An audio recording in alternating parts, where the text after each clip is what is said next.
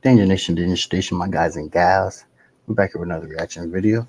If you guys haven't, go like, subscribe, smash the like button, smash the subscribe button. Y'all know the rest. But anyways, back at work with it. Been filming her lately because it's the only time I really get some peace and quiet. Really, so about to get into this video. See what's going on. I ain't gonna talk too much, hold you up. Cause y'all know I be babbling sometimes, carrying on, carrying on, carrying on. And I didn't even make that vlog channel yet, but I'm gonna make it. I mean, I kinda made it, but it's still in the works. I'm trying to figure out some ideas for it right now. So don't quote me on it. But it's coming very soon. Matter of fact, I'll start working on it after I finish this video right here, right? Alright. Anyways, let's go see what's up.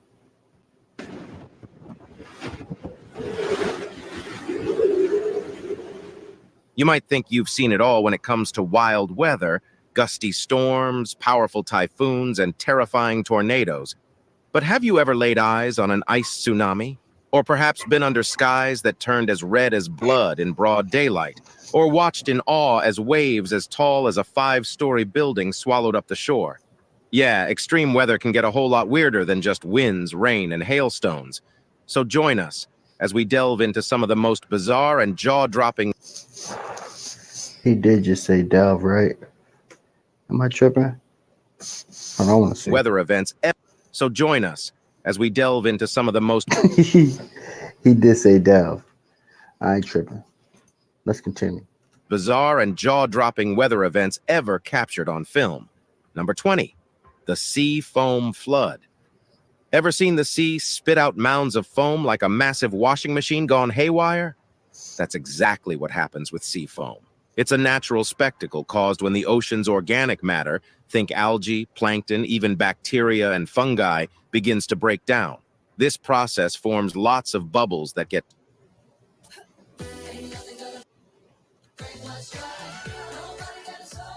Sorry, y'all. I need to get the ad-free John.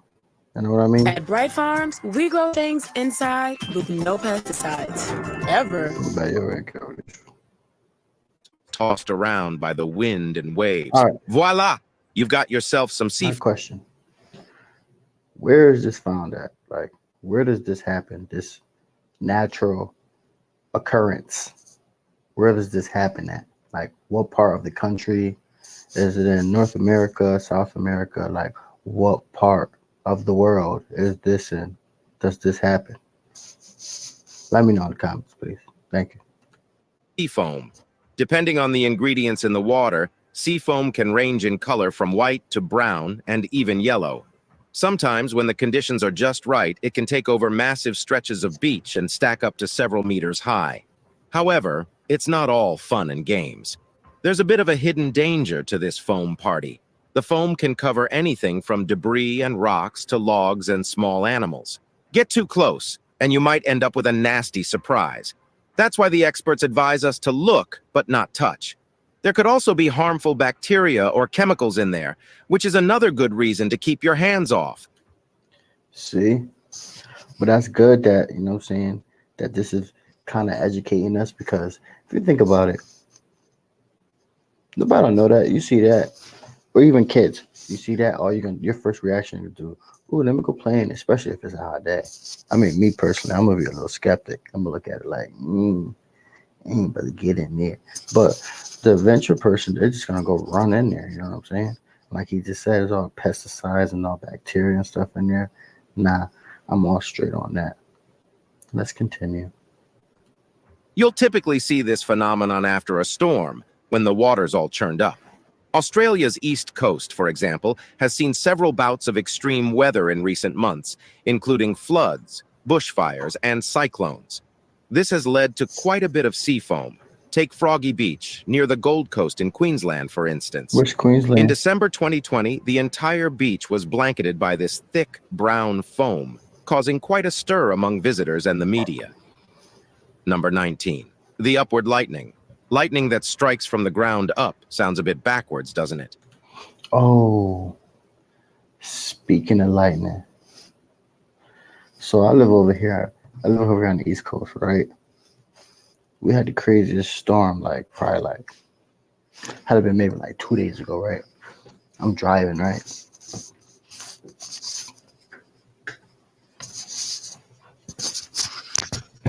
All of a sudden, pow, inches away from my car, inches. I don't know why that story matters. Maybe because they're talking about lightning, but I felt like it was a good time to insert it. All right, so leave me alone. But that's exactly what upward lightning is all about. This type of lightning actually starts at the top of a tall structure and shoots upwards towards the storm cloud. There are I'm gonna actually two design. flavors of upward lightning. First, there's the lightning-triggered upward lightning. A positive lightning bolt hits the ground near a tall building or a tower. This changes the electric field around the tower, causing it to launch its own upward positive leader. This leader connects with a negative. That lightning, John, it be so bright, like it like blinds you, like it's so fast, like. But I'm telling you though, when I was driving, that John flashed like right directly in front of my car. Literally, like bright light, like phew, phew. Negative one coming down from the cloud, closing the circuit. This type is the most common and is responsible for about 90% of all upward lightning cases. Then there's the self-initiated upward lightning. Here, there's no need for a preceding flash. Instead, the tall structure itself initiates the upward positive leader when the electric field from the storm cloud above it is strong enough. This usually happens during winter snowstorms or thunderstorms with weak or no precipitation. This leader then connects with a downward negative one from the cloud, closing the circuit. This is the rarer type, only accounting for That's about probably look like a 10% of tree. all upward lightning cases. For example, imagine a thunderstorm over Rapid City, South Dakota, USA. A positive cloud-to-ground flash could potentially trigger multiple upward leaders from tall towers in the city. Number 18, Baltic Sea thunderstorm. You know, This about thunderstorms aren't exclusive to land. They can get pretty wild out at sea, too. And the Baltic Sea is no stranger to these stormy parties. But how does this happen? Well, where's the Baltic Sea at? Maybe I said maybe I paused it too early, right? Maybe they'll tell me right now where's the Baltic Sea. when warm, moist air starts rising rapidly in an unstable atmosphere, it forms massive clouds, some reaching dizzying heights of up to 20 kilometers. This is the birth of a thunderstorm. Although thunderstorms can pop up anywhere in the world, they tend to favor tropical and subtropical regions. Thunderstorms over the Baltic Sea might not be a daily occurrence, but when they do happen, especially during summer What's and up with the autumn, Baltic they Sea? can Why get is it pretty so like intense. special for So like? what does a Baltic Sea thunderstorm bring along? Why do they keep saying the Baltic Sea thunderstorm? Like, what's about the Baltic Sea? What? What? Lightning that can strike up to 10 kilometers from the thunderstorm, thunder that can be heard up to 40 kilometers away, gusty winds that can whip up waves and cause flooding, heavy rain reducing visibility and causing landslides, and hail that can cause injuries. Take September 2020, for example. Finland was hit by a brutal storm named Aila, leaving over Aila. 80,000 households in the dark and messing up ferry traffic on the northern part of the Baltic Sea. Things got so bad that authorities had to tell people to stay indoors. Or the time in July 2019 when a ferry called Regina Seaways was caught in a massive thunderstorm while traveling from Klaipėda in Lithuania to Kiel in Germany. Lightning, wind gusts, heavy rain, the whole shebang. Thankfully, all passengers and crew were safe, if a bit scared. Number 17, glacier tsunami. Hold on, y'all. I just gotta go get my I told y'all right. I'm at work. I'm thirsty. I gotta go get my soda. Be right back. Can I give me a second? Give me a second.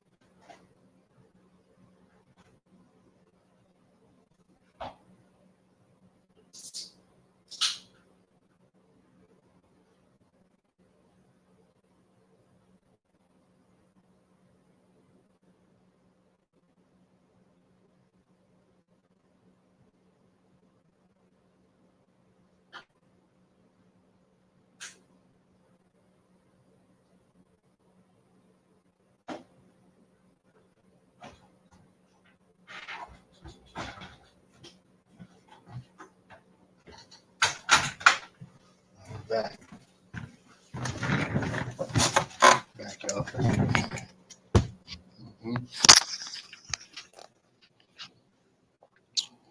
Sorry, y'all. What sets off a glacier tsunami? Mostly, it's the rapid melting and retreat of glaciers due to climate change. As glaciers shrink, they leave behind steep, unstable slopes ready to collapse. The melting ice weakens the frost and ice, holding the rocks together, increasing the chance of landslides. Plus, the meltwater that collects at the base of glaciers in the form of lakes or ponds adds more energy for a potential tsunami. There have been numerous instances of glacier tsunamis worldwide, notably in mountainous regions like the Himalayas, British Columbia, and Alaska. Let's take a few examples. In Need prescription eyewear fast? iBuyDirect ships hundreds of frames with 2-day delivery. iBuyDirect.com. November 2020, a massive landslide near the West Grenville Glacier in British Columbia caused a tsunami that ripped through the Elliott Creek Valley and the Southgate River estuary.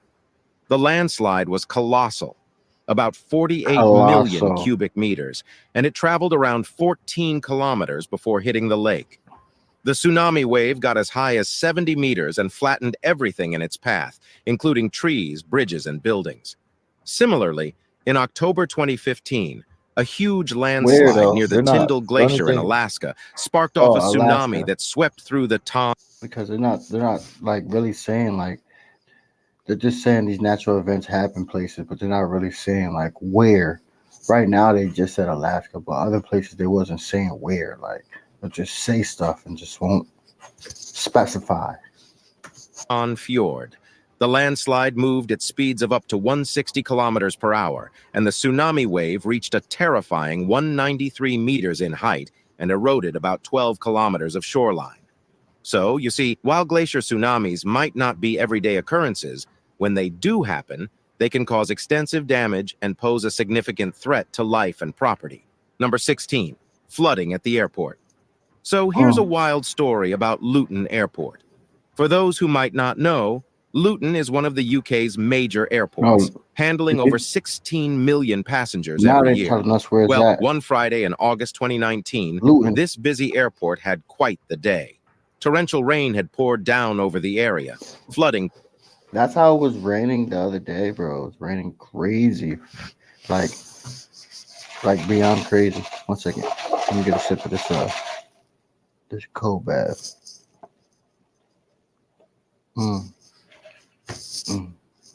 Parts of the airport terminal. The Met Office reported that the area was hit with 1.7 inches of rain in just 1 hour. The water gushed through the terminal roof, drenching the floors and creating huge puddles everywhere. There were even videos of the chaos, showing water leaking from the ceiling, luggage soaked, and people wading through ankle-deep water. Now, the runway and air traffic control tower weren't affected, so flights could still take off and land. However, some passengers weren't too happy about wading through the water to collect their bags or board their planes. Did y'all see the water? Like, how the hell are you gonna get on a plane in the water like that? I'm not getting on no damn airplane and the water's like, can't even see the wheels. I think I'm just, what? No. What's wrong with people sometimes? Sometimes I wonder what's wrong with people in the world. You know, sometimes I'll be just looking at people do foolish things. I'll be thinking in my mind, what's wrong with that person? Does that person know what they're doing? They can see themselves right now. Will they be acceptable of what they were doing right now? Will they? Baffles me. Every single time. And they felt the airport staff could have done a bit more in terms of communication and assistance. The whole event highlights how climate change impacts different sectors, including transportation. According to the Committee on Climate Change, UK's infrastructure is under threat from rising temperatures, sea level rise, storms, floods, and droughts. They emphasize the need for urgent action to adapt and reduce greenhouse gas emissions. Number 15, the frozen lighthouse. You know Lake Michigan, right? It's one of the 5 Great Lakes of North America and the only one entirely in the U.S. Well, come winter and the region around the lake can get really chilly, often causing extreme cold and heavy snowfall. Now, imagine a lighthouse on the shore of Lake Michigan, a regular one, nothing unusual about it. But in winter, Thanks to the freezing spray of the lake waves, it turns into something absolutely magical. No, it doesn't actually become a lighthouse made of ice, but the ice and snow coating it make it look like a structure straight out of a fantasy world. The recipe for creating these frozen lighthouses is pretty simple. Icy cold temperatures, liquid water in the lake, and gusty winds. Some people live The there temperature too. needs to dip below 32 Year round, degrees they're fine Fahrenheit, with it. which turns the water from the lake to ice as soon as it comes in contact with the lighthouse's surface. Depending on the direction and strength of the wind, these ice formations can reach dizzying heights of up to 70 feet. Places like St. Joseph, South Haven, Manistee, Ludington, Oh, Muskegon, Grand Haven, Frankfurt, and Haven, oh, Manistee. look at that. That's fire. I had to go back to that and just take a look and just. That's fire. I love like pieces like this. I know it ain't a piece, it's probably frozen, but it looks like a sculpture, right? Somebody like this did a sculpture of a big ass lighthouse in the middle of the sea. You ever seen Thor? You ever seen Thor, right? Remember, like, what's that guy? Where's Idris Elba? He stands in that that like that big lighthouse with the big sword, and like, boom, doesn't that look like that? And then with the big bridge going across, they got an idea from something. I'm just saying. Ludington, Muskegon, Grand Haven, Frankfurt, and Charlevoix on Lake Michigan are famous for these icy spectacles. Look at that. Number 14, ice shove. I think we're gonna 14 after 14. We're gonna stop it right here because I'll stop it right here, and then the next video I'll finish it off. So this will be a part 1. The next one will be the part 2 because it's like 30 minutes. You know what I'm saying? I don't want to give you guys just straight 30 minutes of this. You know what I'm saying? If I do 30 minutes, it's gonna be of something else. Like, and I haven't done it yet. Like, I want to do a mukbang.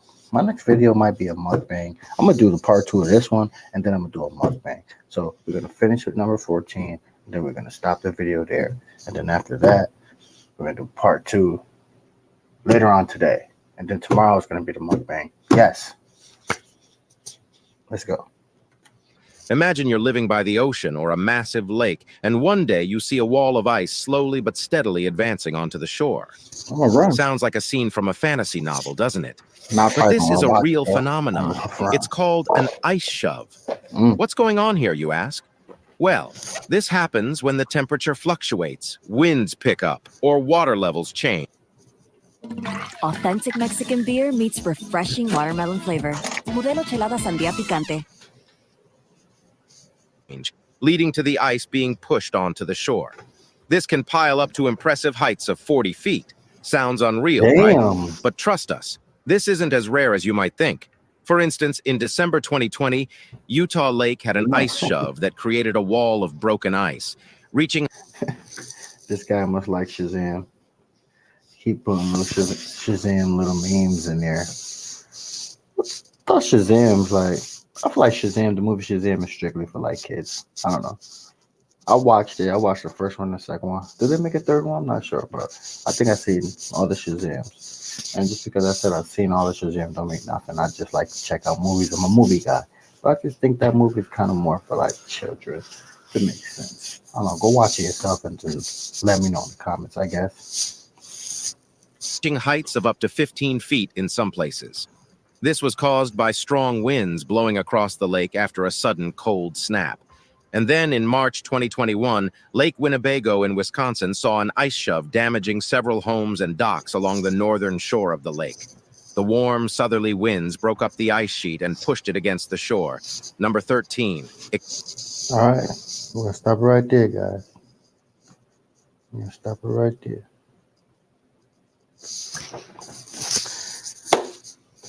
Thank you guys for watching, though.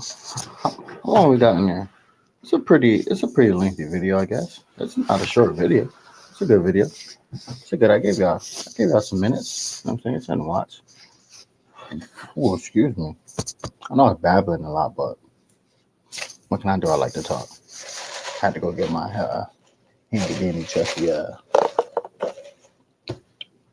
drinking. I don't even drink soda, to be honest. just want to tell you that I'm drinking soda, but this soda right here is hitting. It's hitting. I got it from Cumberland Farms, and this joint right here is hitting.